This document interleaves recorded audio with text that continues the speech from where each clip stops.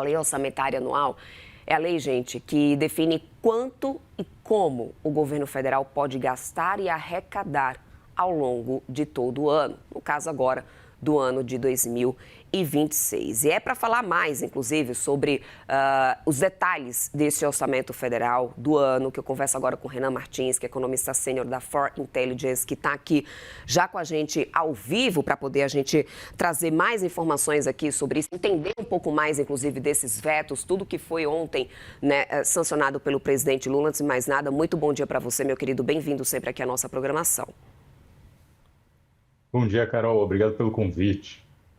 Renan, para poder a gente entender um pouco sobre esse veto, né? Acho que estava sendo bastante aguardado pelo mercado, a gente ter algum tipo de veto para poder a conta bater, chegar nesse superávit, né, que a gente tem também sendo ainda anunciado nesse orçamento 2026.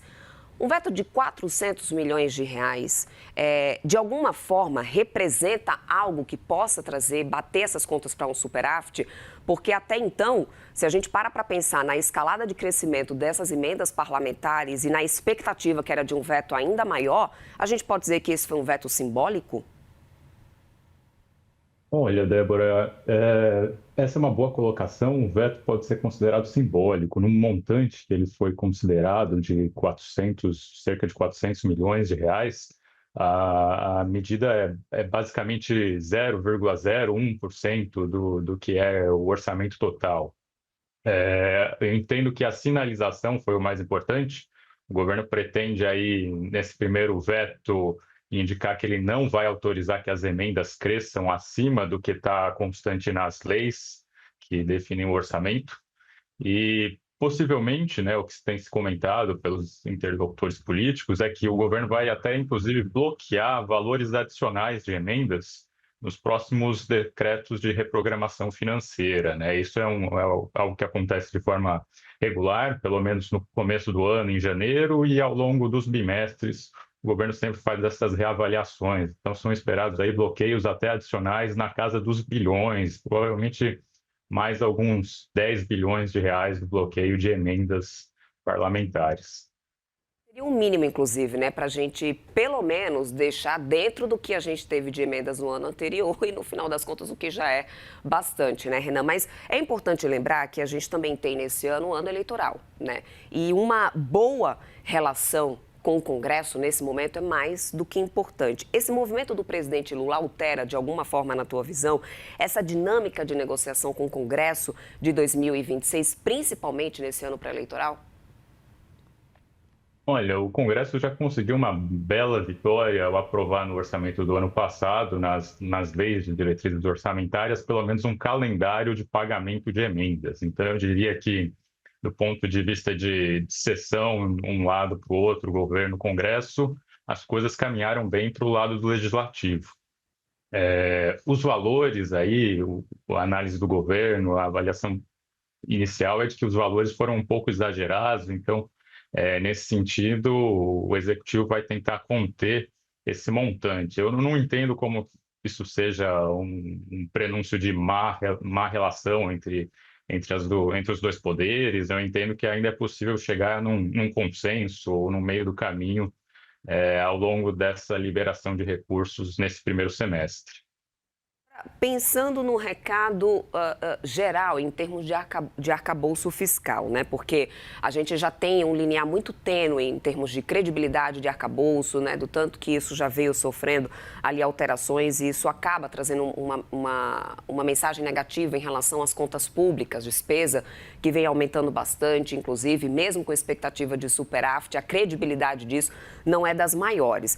Então, pensando nesse orçamento que foi sancionado, ele é compatível realmente com as regras do arcabouço? Ainda tem essa dependência de receitas que são incertas e o quanto que isso, né, traz nesse momento para o mercado uma falta de credibilidade no cumprimento do que foi sancionado nessa quarta-feira? O governo conseguiu, ao final do ano passado, aprovar no Congresso algumas medidas de receitas adicionais, né? Eu acho que o principal destaque aí foi a redução de isenções tributárias de cerca de 10% que o Congresso aprovou no finalzinho do ano. Então, é quase uma receita adicional automática. Uma lista enorme de tributos serão majorados. Então, eu diria que atingir as metas deste ano não é uma grande preocupação. Do ponto de vista mais geral, uma visão mais de médio prazo, de credibilidade do arcabouço, o principal objetivo é tentar conter o crescimento da dívida. E, nesse caso, nós podemos afirmar com certeza de que o arcabouço não tem credibilidade para cumprir esse objetivo. Esse ano, é muito provável que a dívida, os indicadores de dívida PIB subam cerca de 4 pontos percentuais. O próprio Tesouro Nacional divulgou recentemente novas projeções de que a dívida deve continuar subindo, pelo menos até 2032. Então, a credibilidade do arcabouço como um todo, ela é muito frágil. Agora, o atingimento das metas, como ela prevê muitas exceções, né? A meta de primário desse ano contém cerca de 57 a 70 bilhões de exceções, então é muito provável que eles consigam atingir essa meta de primário. O governo fala em desenvolvimento social com equilíbrio, né? Pelo menos isso foi o que foi amplamente divulgado ontem, após a sanção pelo presidente Lula. Na sua avaliação, Renan, o orçamento de 2026 consegue realmente conciliar essas duas agendas ou o risco de frustração econômica ainda prevalece? Olha, a agenda de desenvolvimento social, de conseguir levar transferência de renda, ela está sendo bem cumprida, está sendo bem sucedida. Nós vemos as políticas dos últimos anos e nesse ano de 2026 o principal ponto será a nova redistribuição do imposto de renda, né? A isenção até os R$ 5.000. Então, nesse caso, essa parte dos objetivos sendo bem cumpridos.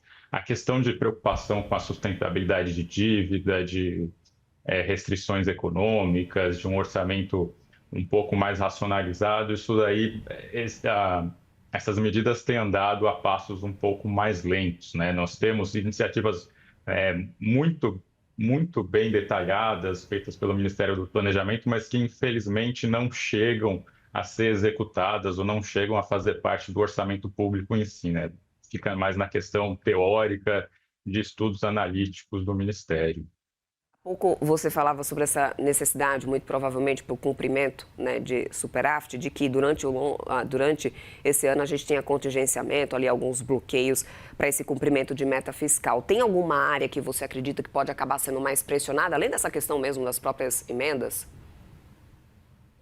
Eu entendo que esses bloqueios eles virão primeiro para reduzir a quantidade de emendas parlamentares, né? Uma questão Uhum. realmente de cumprir as leis, do governo cumprir os acordos com o Congresso.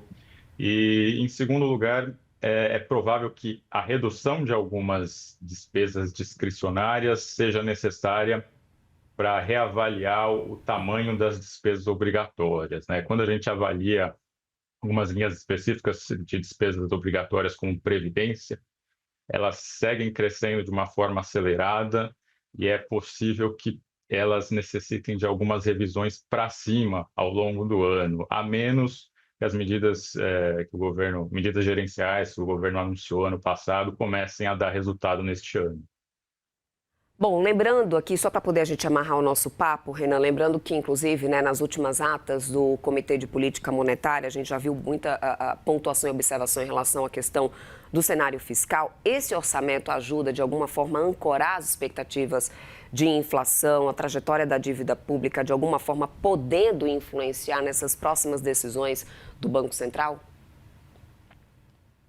Olha, nossa avaliação é que ele não será uma medida de segurança adicional ao Banco Central, né? O orçamento de 2026 é uma repetição do orçamento dos últimos 3 anos. Eu diria que é mais uma peça bastante expansionista, onde quando a gente compara o resultado primário para a meta e compara o resultado primário cheio, que é depois de você incluir as exceções, todas as coisas que o governo tira para poder cumprir a meta, a gente vê que a gente continua deficitário. O governo, né, falando em números, o déficit projetado para este ano é de cerca de 23 bilhões. E nossa avaliação é que pode ser até um pouco pior, na casa dos 50 bilhões. Se o governo atingir 23 ou 50, mesmo assim, nesse intervalo de tolerância o governo estaria cumprindo a meta, ou seja, 50 bilhões de déficit ainda cumpre a meta de primário. 50 bilhões de déficit, você continua crescendo a dívida, continua pressionando a percepção de risco, continua deixando toda a questão de sustentabilidade fiscal muito prejudicada. Então, não será um orçamento que trará mais segurança ao Banco Central. Perfeito. Quero muito agradecer a tua participação aqui conosco. Conversamos agora com Renan Martins, economista sênior da For Intelligence. Muito obrigada pelo seu tempo, meu querido. Uma boa quinta-feira para você. Até a próxima. Muito obrigado, Débora. Até mais.